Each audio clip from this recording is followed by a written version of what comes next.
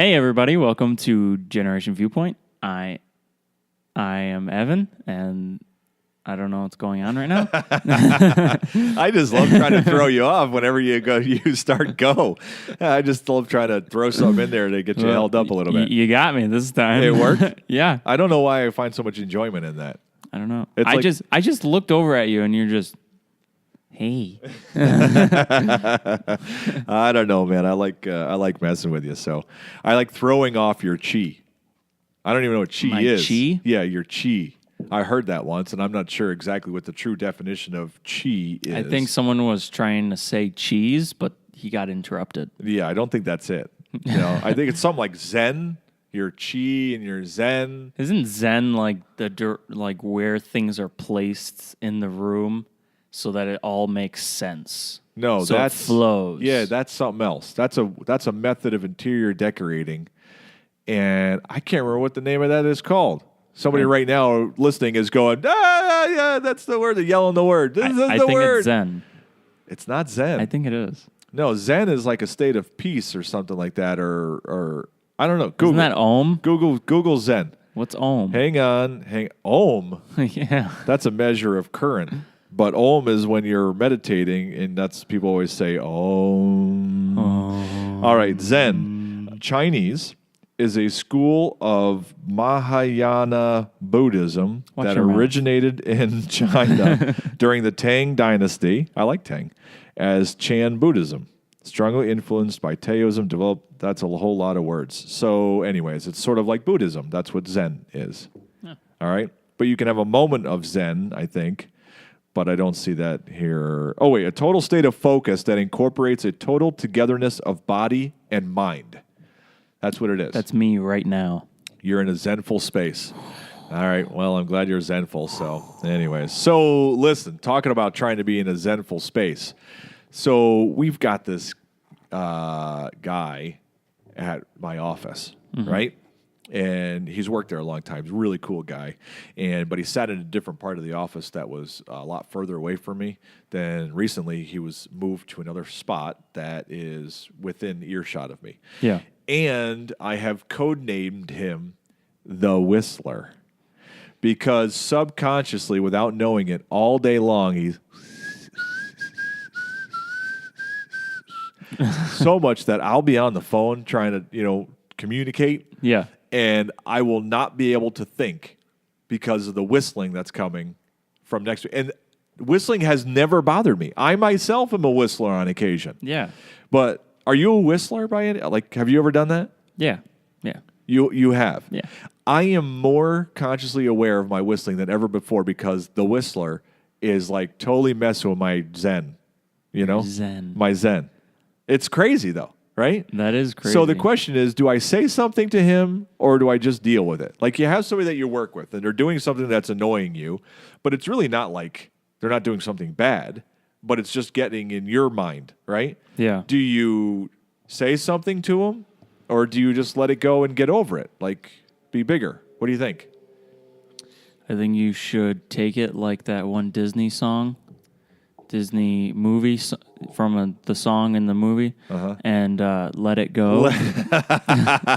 How did I know that's where you're going with that? Because you said let it go. So let it go. Sing it, Ev.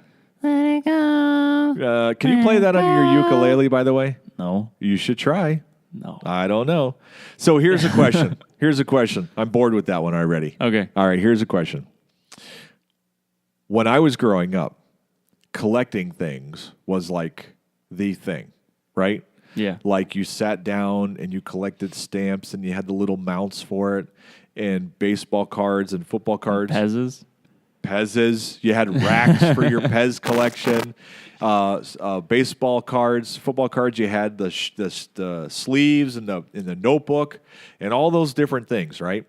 And then eBay came along and all these collections that were worth so much money because you couldn't find the card that you needed, so there was value to them. eBay came along, and the value disappeared because you realized that there's 10 million of that same stinking card that you thought you had one of 5 of, right? So here's the question. What do kids collect these days? That they really focused collect and, like, take care of and have books to keep them nice and organized, and they go to shows to find the one of the collection that they don't have yet. What do kids collect today? I don't know. I don't think many do. I'm trying to think throughout my entire like friend group. Yeah. And the only person that's coming to mind is Cody. Yeah. And the last time I knew of him collecting something was when we were in 3rd grade. He had a secret baseball card collection under his bed. A secret one? Yeah. Oh, my. Okay. All right. Must have had good cards in it then if it was secret. He tried to sell me them one time. I'm going to hide this under my bed, but hey, it's for sale if you want it. I was just like, I don't watch baseball. He's like, oh.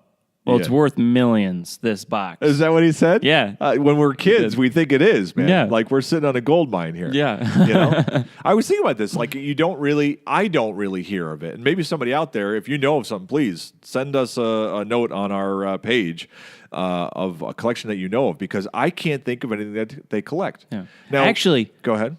I used to collect like bouncy balls. Okay. Like super balls. The bouncy, the ones that go really high. Well, all kinds. Yeah. But recently, I threw all of them away except for one. Yeah. And it's a wall ball because I love that wall ball. I brought it with me when I went up to Lake Ann, and I would play with it. Really? On the weekends. Well, as you know, I always had a thing for the blue handballs. Yeah, that's the one that... Oh, is that what we're talking about? Yeah. Oh, okay. I didn't know it was called a wall ball. Well, it's kind of the same thing. Gotcha. Handball and I've had 2 of those. We pulled one out the other day, and that wall ball or handball, the blue one, that has to be 25 years old and still bounces perfectly. Yeah. You know, I used to, growing up with your uncle, we used to play handball down in the city, and there was a game called Stoop Ball that we used to play with that, and then another one called, I think it was called Kings. That game Kings, though, was tough because at one point, if you did bad, you had to go up against the wall with your hands against the wall, and they got to chuck the ball as hard as they could against your back. And it was bad news bears, man. Yeah. And I wasn't very quick, so that sounds awful. I know. And I would come, like he lived in New York all the time, and I would live in Pennsylvania and then come to New York like on weekends in the summer for, a little. So I wasn't as good as the rest of the guys. Yeah. Yeah. You can judge that by what my back looked like back then. There was pelting me with this beautiful wall ball. Why did I keep that ball? It's bringing up painful memories. I'm hurting inside of it. No, I'm not. I'm only teasing. So, but anyway, so hey, I got a question. How much do you really trust when you go online? Let's say you're going to go online and look for a wall ball. Oh, whatever. I don't know. It's just something because we're talking about it. You're going to go on. You're going to go on and look for a book. Okay. Or a product. It doesn't really matter. Or a microphone, right? And there's reviews on there. In this day and age, we all really look for reviews. How much do you really trust those online reviews of products when you're on? Well, recently I was on Amazon looking for something, and there was like 16 different ones, and they're all priced differently. So I was like, I'll just check out the reviews of them to see which one actually is the best and what's worth the money. Yeah. So I looked at them, and the first one rated it 1 star, and they complained about all this stuff, and I'm like, okay, what? Like, he's just a bad egg. Yeah. So then I went down, and then like 6 people were like, this is a great product, you should get this. Yeah. And then as I went, more people were like, don't get this. And there was a trend of something that was going wrong with the product. So I was like, okay, that's not a trustworthy product. Okay. Because good. all these people are saying Yeah. the same exact thing. Now, how do you know that's not their competitors putting bad posts on there against their product? Because there's like 300 people Oh, okay. All right. that are saying the same thing. So I'm like, okay. So you trust that? Yeah, if there's a trend, then I trust it. But if there's not a trend, then I don't usually trust them. I guess when I heard on a lot of podcasts that you can really, like, if you wanted to be shady, you can go out there and like buy reviews and like pay people to review you? Just like you can go on Facebook and pay people to follow you, so you can be like, I've got 10 million followers in 9,999,998 you paid. Yeah. But you could say it like you can legit, if you want to spend money, you can do that. Yeah. So it started to raise a little skepticism on how accurate these reviews are. But you think the reviews are pretty much reliable then? Most of the time. But I mean, if there's only like 6 reviews, then like There could be their 6 friends. yeah, it has to be like a few hundred reviews, and there Right. has to be a pretty good trend Okay. for the bad Yes. for it to be. Yeah. I was thinking about this because the book that I wrote and launched earlier this year, as you know, some people had posted reviews on Amazon about it, and they were positive reviews. And there are people that knew me, right? But there are people that knew me, but they're honest people. Like they wouldn't write a positive review if they really didn't think it was good. Yeah. But other people don't know that, you know? So I was Yeah. wondering how much reviews really carry credibility out Yeah. there. Because I would depend on them, but yet I'm skeptical a little bit too. Yeah, I think what it comes down to is one person doesn't make a huge, like, isn't always reliable. But if there's a huge trend, then it's reliable. Got it. Okay. At least in my mind. Other Yeah. people might not agree. So technically, if the same item was for sale by 2 separate people, Yep. and one had a lot of reviews of positive nature than the other, but cost a few dollars more, you'd rather spend a few dollars more and get it from somebody who has a positive review on their product, right? Yes, because if the other person has negative reviews of things, then I'd rather spend $2 more and have the product for longer than spend $2 less and have to buy it again. Makes sense to me. I love it. Very good. All right. Well, Ev, I got a question. Okay. How many times in all the episodes that we've done have I said, I have a question? I think a lot. A lot. Yes. Oh, You've probably man. said it at least 100 times. Never-ending supply. Yeah. So here is a question. I want you to think about this for a moment. Okay? Okay. What you think about it, every time I ask you a question, there's that moment of silence where you really think about what I just asked. You know? Yeah. So think about this for 1 second. To whom would you like to write a thank you note? It's something that we don't often do anymore. In fact, I would say that many people never do it, right? Yeah. If you were to take the time and decide this week to take the time and sit down and write a thank you note to somebody, who would you write a thank you note to?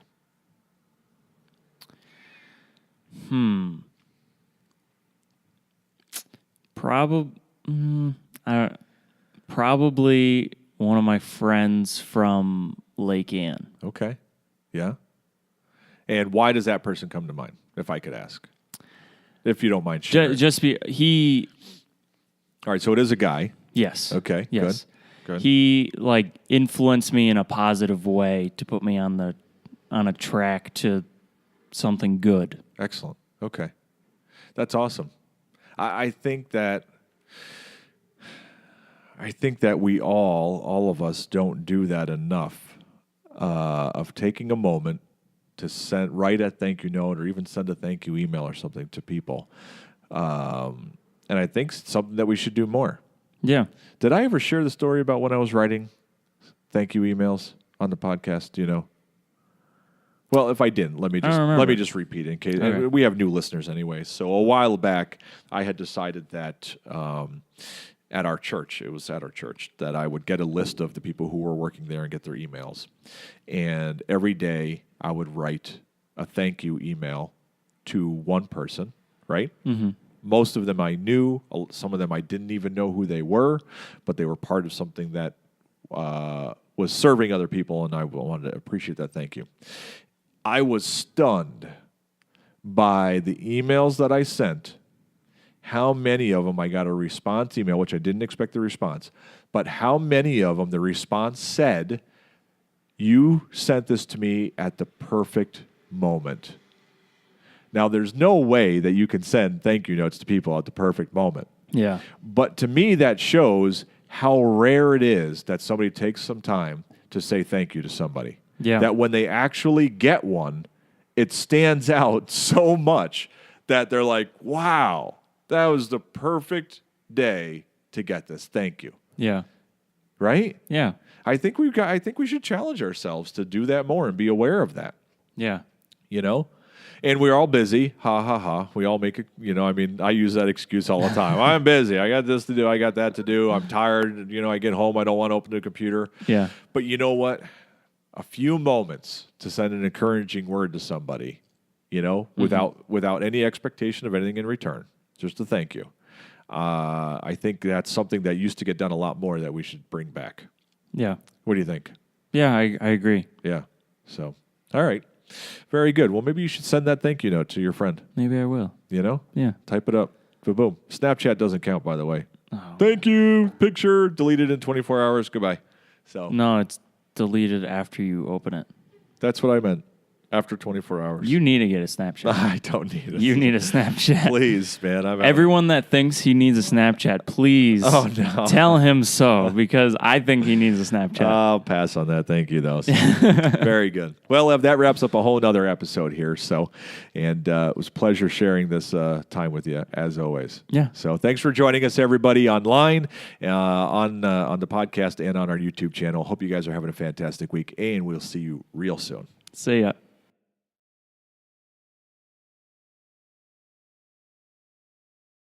Remember, we're on iTunes and Stitcher, and as always, thanks for being awesome.